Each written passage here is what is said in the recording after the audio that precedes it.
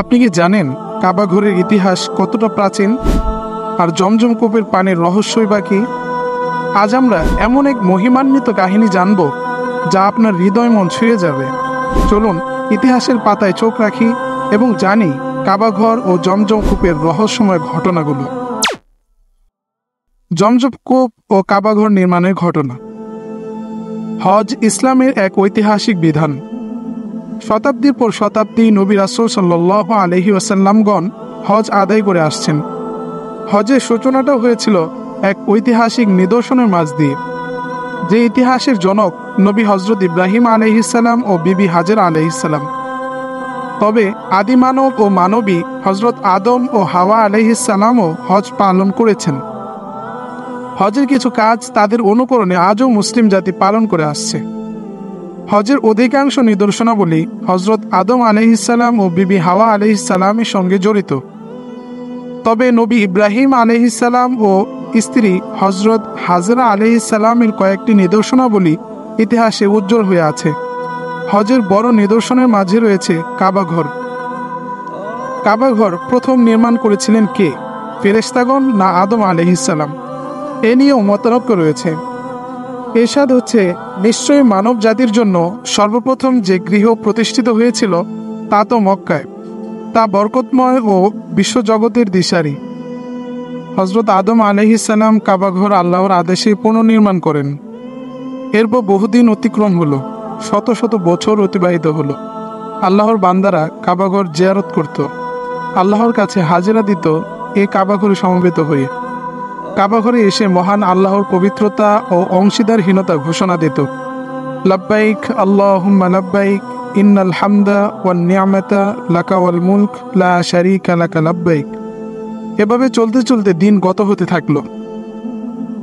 এরপর হজরত শীস আলাইহিসসালাম কাবাঘর পুনর্নির্মাণ করলেন। দিন দিন একত্ববাদীর সংখ্যা বাড়তে থাকলো। এরপর কাবা শরীফ নির্মাণ বা পুনর্নির্মাণ করেন হজরত ইব্রাহিম আলাইহিসসালাম।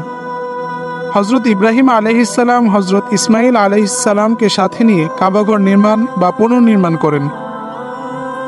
হজরত ইব্রাহিম আলাইহিসসালাম কাবাঘর সংস্কার করে আল্লাহর দরবারে দোয়া করলেন, হে আমার প্রতিপালক, আমাদের উভয়কে আজ্ঞাবহ করো, আমাদের বংশ থেকে একটি অনুগত বান্দা সৃষ্টি করো, নিশ্চয়ই তুমি দয়ালু। হে প্রতিপালক, তাদের মধ্য থেকে তাদের কাছে একজন পয়গম্বর প্রেরণ করুন, যিনি তাদের কাছে তোমার আয়াত তেলাওয়াত করবেন, তাদেরকে কিতাব ও হিকমত শিক্ষা দেবেন এবং পবিত্র করবেন। নিশ্চয়ই তুমি মহাপরাক্রমশালী। আল্লাহ রব্বুল ইজ্জত হজরত ইব্রাহিম আলাইহিসসালাম ও হজরত ইসমাইল আলাইহিসসালামের বংশ হতে হজরত মুহাম্মদ সাল্লাল্লাহু আলাইহি ওয়াসাল্লামকে শেষ নবী ও রাসূল হিসেবে আল্লাহ পৃথিবীতে প্রেরণ করেন। শতাব্দীর পর শতাব্দী অতিবাহিত হলো। মহানবী হজরত মুহাম্মদ সাল্লাল্লাহু আলাইহি ওয়াসাল্লামের নবুয়ত প্রাপ্তির 5 বছর আগে কাবাঘর সংস্কার করে মক্কার বিখ্যাত কুরাইশ বংশ। এ কুরাইশ বংশেই মহানবী হজরত মুহাম্মদ সাল্লাল্লাহু আলাইহি ওয়াসাল্লাম 570 খ্রিস্টাব্দে জন্মগ্রহণ করেন। কুরাইশরা কাবা শরীফ সংস্কারের পর হাজরে আসওয়াদ স্থাপন নিয়ে মতভেদ দেখা দেয়। সকলের সম্মতিক্রমে আল্লাহর রসুল কাবা গৃহে হাজরে আসওয়াদ স্থাপন করেন।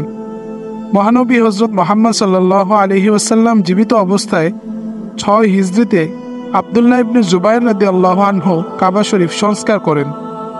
হাজ্জাজ বিন ইউসুফ 74 হিজরিতে কাবা শরীফ সংস্কার করেন। সুদীর্ঘ 1400 বছরে কাবা গৃহে কোনো সংস্কারের প্রয়োজন হয়নি।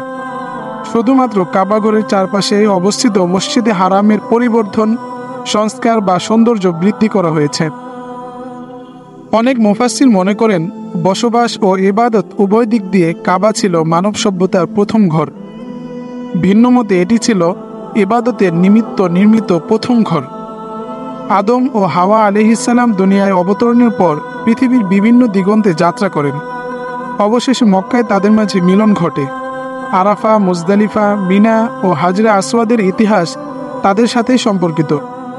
বলা হয় আরাফায় আদম ও হাওয়ার মাঝে দুনিয়ায় অবতরণের পর প্রথম পরিচয় ঘটে। মুজদালিফায় তাদের মাঝে আলাপ সংগঠিত হয়। মিনায় আদম আলাইহিসসালামের আকাঙ্ক্ষা পূর্ণ হয়। তবে হজের সবচেয়ে হৃদয় বিদারক ও হৃদয়গ্রাহী গল্পটি হচ্ছে জমজম কূপের ইতিহাস। পবিত্র জমজম কূপের পানি পৃথিবীর সকল পানির চেয়ে উত্তম এবং পবিত্র। কাবাঘরের ইতিহাস ও জমজম কূপ একের সাথে অন্যটি জড়িত। ধর্মপ্রাণ মুসলমানেরা পবিত্র হজ কিংবা পবিত্র উমরা পালন করার সময় এই কূপ থেকেই পানি নিয়ে আসেন। ইসলাম ধর্মে জমজম কূপে পবিত্র পানির বিশেষ গুরুত্বও রয়েছে। নবী হজরত ইব্রাহিম আলাইহিসসালাম, তিনি শিশু ইসমাইল আলাইহিসসালাম সহ বিবি হাজরা আলাইহিসসালামকে মক্কায় নির্বাসনে পাঠান। তখন থেকেই জমজম কূপের আবির্ভাব হয়।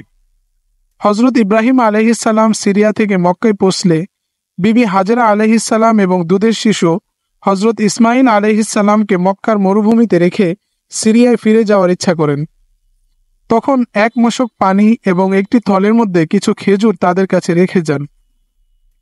হজরত হাজরা আলাইহিসসালাম কয়েকদিন পর্যন্ত সে পানি ও খেজুর খেলেন এবং নিজের কলিজার টুকরা হজরত ইসমাইলকে দুধ পান করালেন। কিন্তু একসময় মশকের পানি ও খেজুর ফুরিয়ে এলো। তিনি তখন এক চরম অসহায়তার মধ্যে নিপতিত হলেন। তার শিশু সন্তানটিও ক্ষুধার তাড়নায় ছটফট করতে থাকে। বিবি হাজরা আলাইহিসসালাম সন্তানের দুর্দশায় তার আদরের দুলালকে দুধ পানে সমর্থ হলেন না। এমত অবস্থায় তৃষ্ণাকাতর মা পানির খোঁজে সাফা ও মারোয়া পাহাড়ে দ্রুত বেগে দৌড়তে থাকেন। পরপর 7 বার দৌড়ানোর পরও কোনো পানি না পেয়ে মহান আল্লাহর কাছে সাহায্য চান। আল্লাহ রাব্বুল আলামিন মা হাজেরার দোয়া কবুল করেন। তখন পুত্রের কাছে গিয়ে দেখলেন আল্লাহর কুদরতে তার 2 পায়ের নিচে একটি পানির ফোয়ারা জেগে উঠেছে এবং তা ক্রমশ উতলে উঠছে ও প্রবাহিত হতে চাচ্ছে। হজরত বিবি হাজেরা তখন অত্যন্ত আনন্দিত হলেন এবং চারদিকে পার বেঁধে পানি থামানোর চেষ্টা করলেন। তিনি পানিকে থামার নির্দেশ দিয়ে উচ্চস্বরে বলছিলেন, জমজম, অর্থাৎ থেমে যাও। হজরত হাজেরার উচ্চারিত সে শব্দেই পৃথিবীর সবচাইতে পবিত্র এ কূপের নাম হয়ে যায় জমজম। ঐতিহাসিকরা মন্তব্য করেন, হজরত ইব্রাহিম আলাইহিসসালামের পর বিভিন্ন গোত্র ও সম্প্রদায় মক্কা নগরীতে মানব বসতির সূচনা করে। তারা জমজম কূপের নিয়ন্ত্রণ করত। ঠিক এভাবেই জুবহাম গোত্রের লোকেরা জমজম কূপের নিয়ন্ত্রণ লাভ করে। জুবহাম গোত্রের লোকজন হজরত হাজরা আলাইহিসসালামের সঙ্গে চুক্তি সাপেক্ষে জমজম কূপের পানি পান করত। কালক্রমে তারা মক্কা ঘরের পবিত্র মালামাল লুণ্ঠন ও চুরি করতে থাকে। তারা নানা পাপাচারে লিপ্ত হলো। ফলে মহান আল্লাহর হুকুমে একসময় জমজম কূপের পানি শুকিয়ে যায়। সংস্কারের অভাবে একসময় জমজম কূপের স্থান ভরাট হয়ে যায়। মানুষ এই কূপের বরকত ও কল্যাণ থেকে বঞ্চিত হতে থাকে।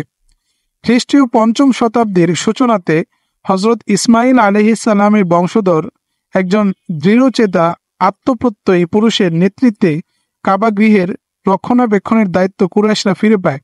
তাদের চতুর্দশ পুরুষ আব্দুল মুত্তালিব জন্মগ্রহণ করেন। তিনি ছিলেন হজরত মুহাম্মদ সাল্লাল্লাহু আলাইহি ওয়াসাল্লামের দাদা।